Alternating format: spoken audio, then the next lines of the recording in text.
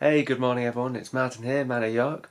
So I'm having quite an easy morning today. I'm working from home and so I thought I'd probably take it a little bit slow and chilled and things. And I was thinking of having a nice long lunch break because there's a lot to do, but it can wait, a lot of it. So there's quite long deadlines.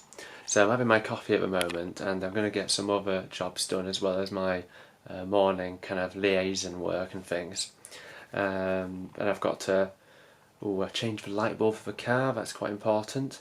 And then, because we obviously need light when we're driving around on me and Rachel's adventures on the weekends. And then we're gonna I thought we could have a walk out. And I might see if we can do some foraging actually as well, see if we can pick some blackberries if they're still out. They're not too great. And then might see if we can have a little pipe smoke as well at the end of it and a little chat. So I hope you enjoy the video.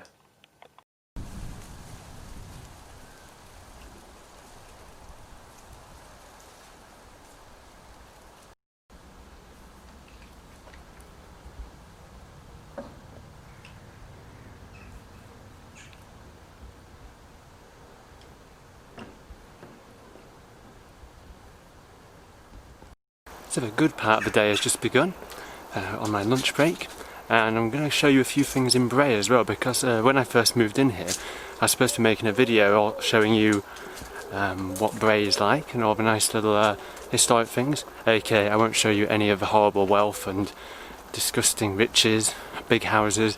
I'll just show you nice medieval things and 17th century things. So I'm going to show you first St Michael's Church, which is a lovely 15th century church, which is apparently built whilst being hampered by devils and imps who constantly tried to hamper the construction of the church. Here we are.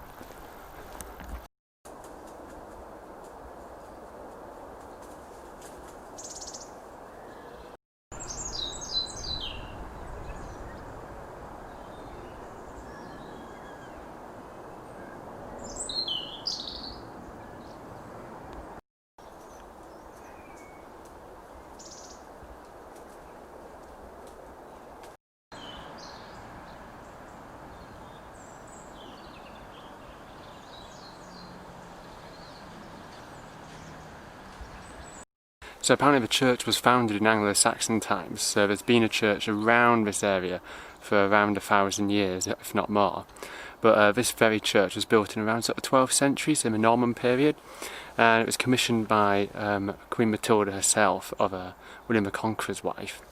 It was actually, there's a legend to say that apparently when the builders were trying to construct the original church, there were these devils that kept on trying to hamper the building, and every time they built a little bit of it and built the foundations, these devils would try to destroy it and bring it down. But eventually that was overcome, and so the church eventually got a bit built.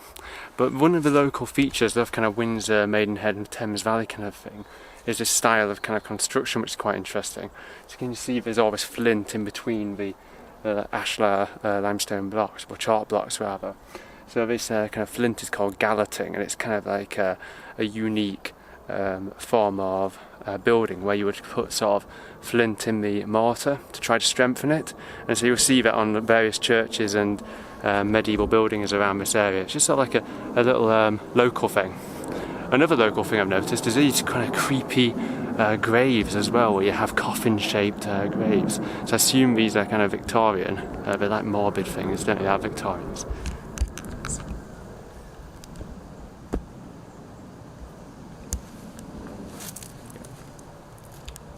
See if I was right, if it's Victorian. Just about coming to the end of Georgian period, 1818.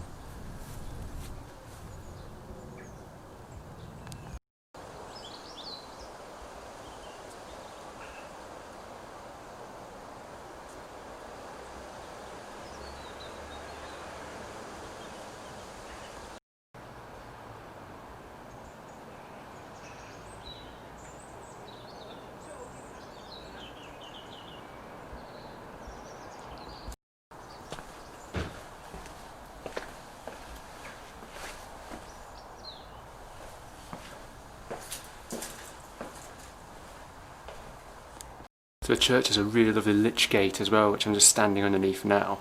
So it's like a timber gatehouse of a church where you'd leave the coffin during funerals. Yeah, it was built in 1448, so literally just in the beginning of the reign of Henry VII. That's 3 years after the Battle of Bosworth. Crazy. Also, I love that smell of old oak. Ooh, it's really nice.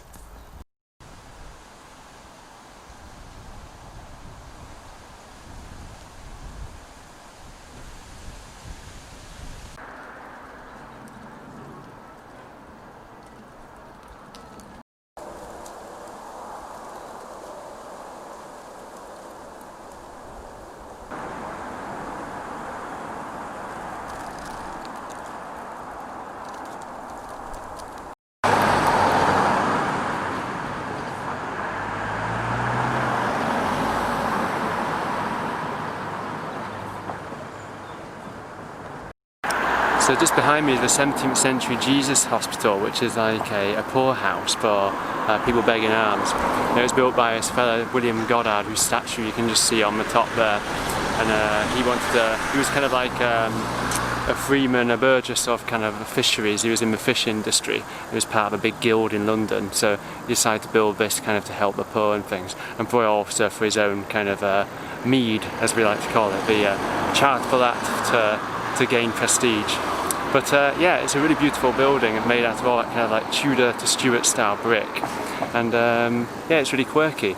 I met one of the people who lives in it now, so esteemed people live in it now, not particularly poor people, so I think it should go back to its original roots. But I met the ex-armourer of the Queen, who was quite a boastful guy, and he let me have a quick peep in and things.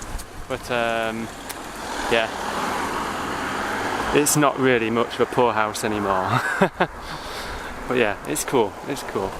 The actual statue, it's said that can come down at night and comes to take a drink in the Thames sometimes, so it's ghostly as well.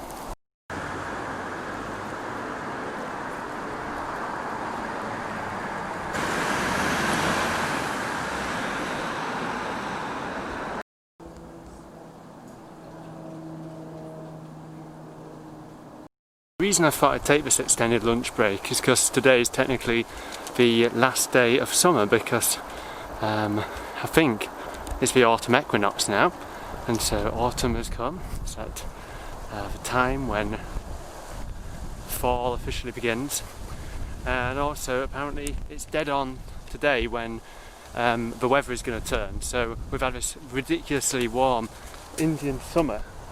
What was that? Did something attack me? Was it a squirrel? I'm not so sure what that was. But we've had this ridiculously warm Indian summer down here myself, and finally the autumn weather is going to come to us. And the conkers have already shed, so there's lots of good old conkers all over the floor and things. The chestnut trees look like they've lost nearly all their leaves. And what I'm going to do is I'm going to go and walk out of Bray and head up to these hedgerows where I'm sure there's a lot of kind of hawthorn and blackthorn, so I'm out here to pick a few blackberries, but they've been a little bit measly this summer, but also some sloes, so I might try to make something with some sloes. So we'll see how that goes anyway.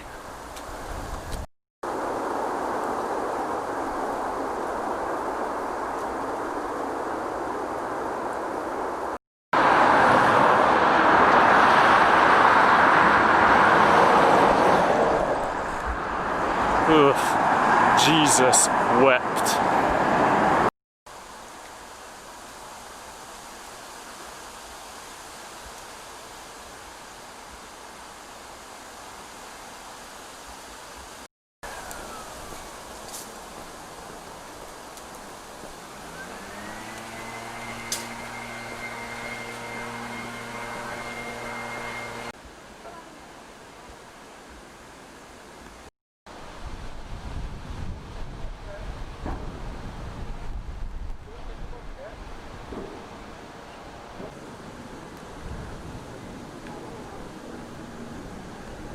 So I'm just going over the bridge of the Thames. I'm actually not going this way, this is actually a diversion, so I'm going to have to go back again. But I thought I'd just show you it because it's just show you what the Thames looks like above London. So the upper Thames is actually really gorgeous and clean. In the Thames, when as a northerner, I always imagined it as like the stinking muddy Thames that runs through London, of course, but the northern parts are absolutely beautiful. It gets even better when you get to around Cliveden, where that big famous house is, where the scandal was, and Henley-on-Thames and Marlow, Cookham, those kind of areas. It gets really beautiful. So just behind me is heading towards Bray and Maidenhead, and then just in front of me over there is heading towards Windsor. So right, we'll get back on track. I'm actually wondering to myself actually how far away this field was that I was planning on going to. Maybe I might not even make it, because maybe my memory is deceiving me in how near it is, so I may have to head back sooner than I thought. So maybe no slow picking, but we'll see how it goes.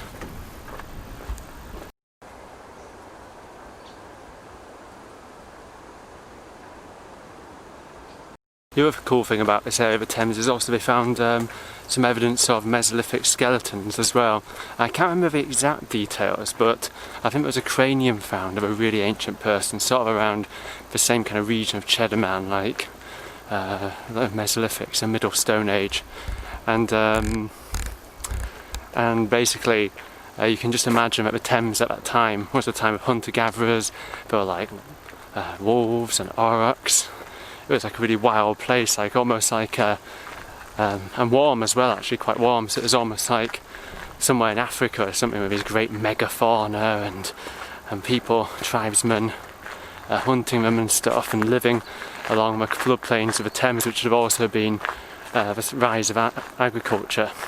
So I love just sort of like being in a place and trying to imagine it in its primal state. Sadly it's quite hard to do in Bray and Maidenhead and Windsor, sadly. But you know, things change.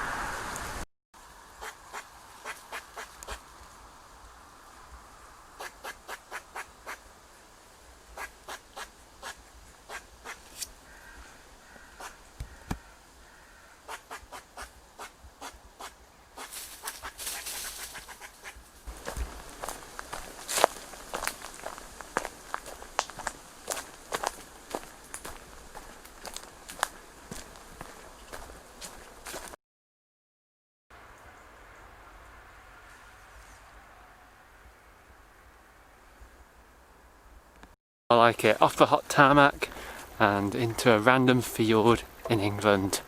So I'm just going to walk up this Berkshire field, which is somewhere near Fiffield, and I'm going to see if I can actually get anything. There doesn't seem to be much stuff in these hedgerows so far, so I might not be in luck, sadly. Oh well, maybe I just made a mistake. Oh look, this is a sloe tree, but there's not much on it. Maybe they've all been eaten. Aha, found some.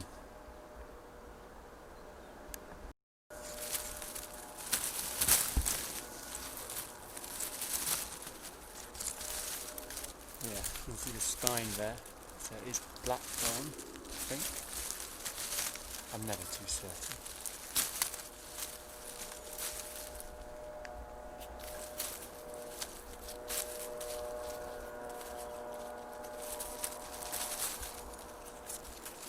So there's nothing more primal and natural than just gathering your own food. Yeah.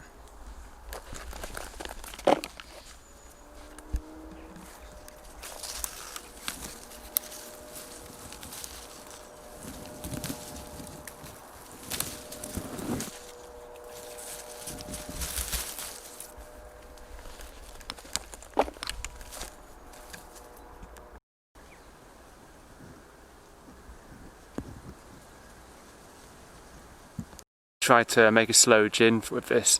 I haven't tried a sloe gin before, but apparently they're very nice and flavoursome, so I'll give it a go and see how it goes. Apparently it takes quite a few months to ferment in the bottle and things, but then when it does, like you have a really lovely beverage anyway. But yeah, anyway, I wasn't wrong. I remembered that back in May this area was just absolutely filled with blackthorn flowers, and so I thought that maybe this was a good place to come sloe picking, but maybe I could have found somewhere a little bit closer to home, I don't know. But there's not many footpaths around here, everything is private, it's crazy. What is wrong with Berkshire? I don't know. But you can sometimes find little places like this, which is quite cool.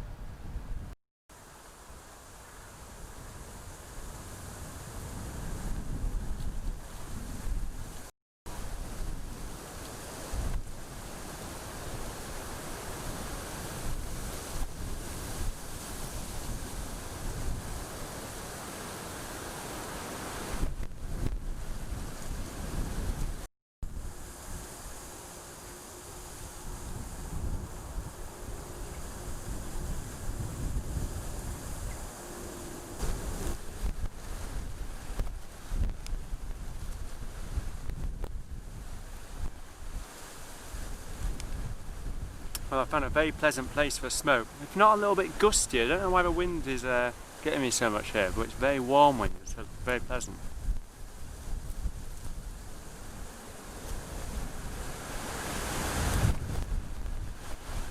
And so I'm smoking today some Stonehenge flake again. I absolutely love this blend, it's so nice. It's like, I think I realised what my actual fave kind of tobacco is, and I think it is actually vapor blends like Virginia and Perique. I just think that combination is so good.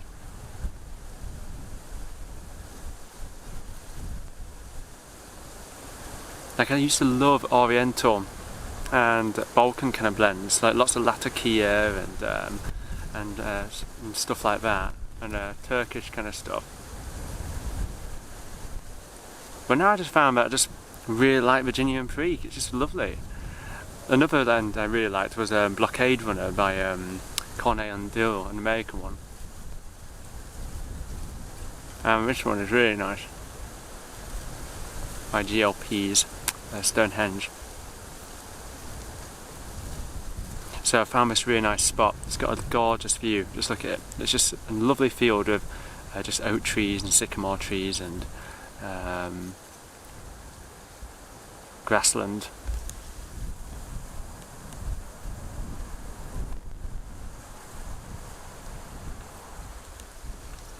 Doesn't get better than that. Well, it does. You could have a mountain in the Lake District, but you know, it's gentle here and very pleasant.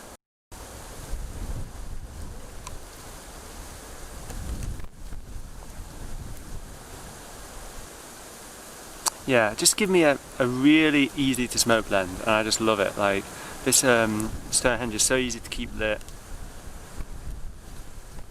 Because it's a flake, you can prepare it to yourself to however you want it. It's just lovely. And so, at the moment, with my job and things, I haven't been made redundant yet, but I have been put into a pool of 3 of my colleagues, which has created quite an awful situation, and we all still get along, but it's just the underlying toxicity of that is awful. And it's just a matter of one of us has to go out of the 3, so it's pretty rubbish. They had like a day where they were releasing the emails for what was going to happen and what was going to happen in the restructure and things, and everyone said, oh, let's all go in the office for solidarity and things, and I said no, I'm going to take the day off in lieu because I've worked quite a few weekends and things, and I thought I'll just go kayaking on the river because I don't want to be sat in the office dreading this kind of decision. It's a damn good job I didn't go in, because like apparently it was awful, the tears and oh dear, it sounded terrible. So just give me the quieter life and let me find out by myself, because like it's much better to be out having a nice day out in the outdoors rather than sitting in your gloomy office dreading the inevitable. And so I had a really lovely day out the other day. I went out with Uncle Phil, so I thought I would put this footage in, and Uncle Phil and I went to a place called Brill and had a look at windmill. I barely took any footage and I really regret it. I think that I should have made a proper video of it. But at the time we just were too busy chin-wagging and having a good laugh and things, telling stories and things, that just completely forgot about filming and stuff. But anyway, I took a little bit of footage of a windmill, so I shall insert it right here. Hello everyone, it's Martin here, Man of Yorke, and here we've got... It's Phil here, happy Friday! So we've just been on a little walk around, we are in Buckinghamshire, aren't we? We are in Buckinghamshire. The ancient village of Brill. Which has been actually quite Brill actually, hasn't it? A Brill walk. Like, it's got a bit downcast now and not quite as nice, but it was a good walk whilst we're doing it, wasn't it? It was nice. Yeah, and we just had a bit of lunch and now we've had a smoke on this bench and things like that. Yeah.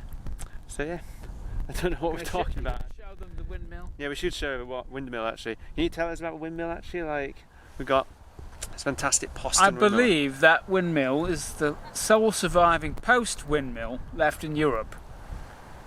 So if the wind changed direction, should we go look at it? Yeah, or let's have a look at it. Yeah. I can explain.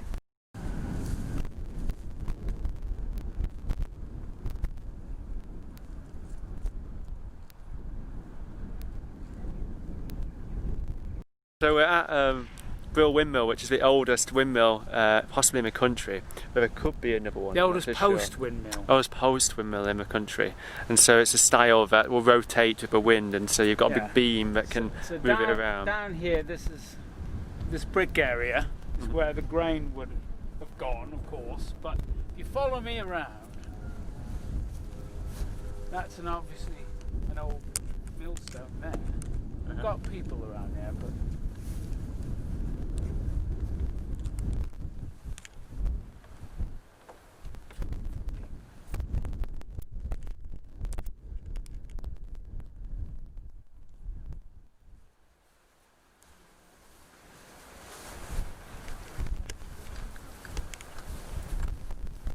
Are you filming? Mm-hmm. Right, so if the wind would change direction, so right, your man would come, he'd get on this log and he would literally turn the whole mill on a post to face the wind. So they were never out of wind as long as there was some wind. It was a really clever idea, and I don't know why all windmills weren't done like this. It is pretty cool. Yeah. Do you think it'd be like really heavy to move it, or I don't know. I don't think it moves. But apparently one man could do the job. Oh, okay. So it wasn't, it's manageable then? I imagine there's some sort of clutch or something inside to keep it stable once you were in there. I don't know.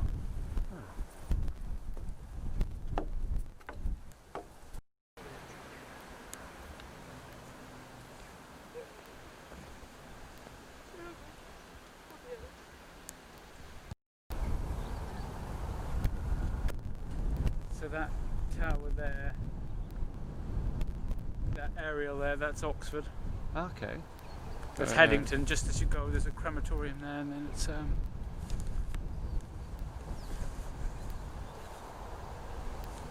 just over there is you can see the greenery down there is Burnwood Forest. So that was an ancient hunting forest for King Henry VIII. Ah. He would, and just past those trees, 4 miles up, is where the great train robbers held up after the great train robbery. Okay. Yeah. Oh, really cool. And a little farmhouse down there, and that flat area there.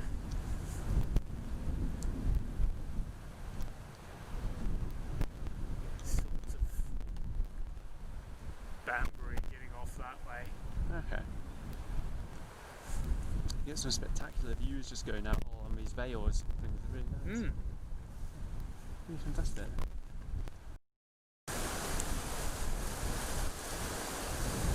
So yeah, Uncle Phil is like very knowledgeable. He knows his local area very well. He's really good on like all kinds of things, like his plants, his folklore, his knowledge of biographies and history and things, and of course his tobacco and pipes and things. So he's a really cool guy, and hopefully we're able to meet him again soon. If you don't follow Uncle Phil, which I doubt you don't, if you follow me you probably will follow Phil, and he does fantastic Zoom sessions as well in the evening for pipe smoking gents, and very, very fun. So do go and check him out if you don't watch him already.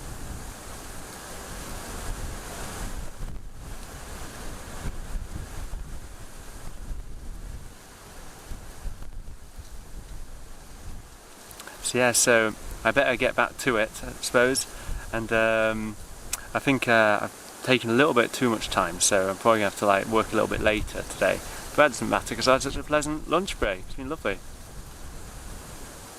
I've picked some sloes, having a really good tobacco blend in a really nice place. There's not many places like this in Berkshire, like just to find a little footpath along the hedgerows, along the fields and things, and it's very rare to find those kind of places. So it's very nice. So we'll walk back in just a little bit, just after a little bit of reflection.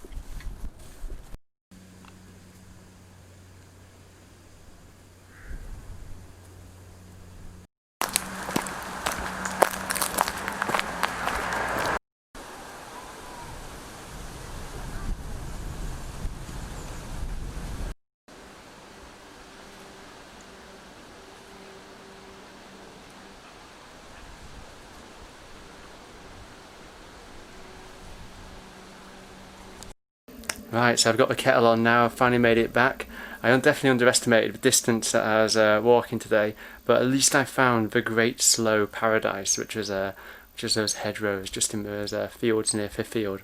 So yeah, so a nice little trip out for the last day of summer. So yeah, so that is the last day of summer, and so apparently it's all going to go downhill from now on in terms of weather and things. I've got footage for you from literally backlogged up. I've got loads and loads of footage from me and Rachel's trip to Somerset and Exmoor and more places in Wiltshire and things like that. And so I've got loads of like little walks out to show you. And then I'm sure that I'll have videos for this autumn coming up as well. And also stuff to do with reading lists as well, and books as well, because I haven't talked about that for a while, what I'm reading. I'm still reading Lorna Doone, to be honest. It's taken me ages. It's quite a long book, and also it's very meandering. A little bit like Moby Dick, the British version of Moby Dick, you could say, because the character meanders off. But unlike Moby Dick, it does all relate to the plot, does all the meandering of the character. But anyway, so we better batten down our hatches and see what this terrible autumn and winter has in store for us, whether it be plague or loss of employment or just foul, terrible, relentless weather. But anyway, we'll have to keep firm and stay jolly no matter what. And I'm sure that the sloe gin will be fermenting over the months, ready to celebrate for whether we survive on the other side. So anyway, I hope you enjoyed the upcoming videos and things, and I hope you enjoyed this one, and we'll see you all soon. Bye.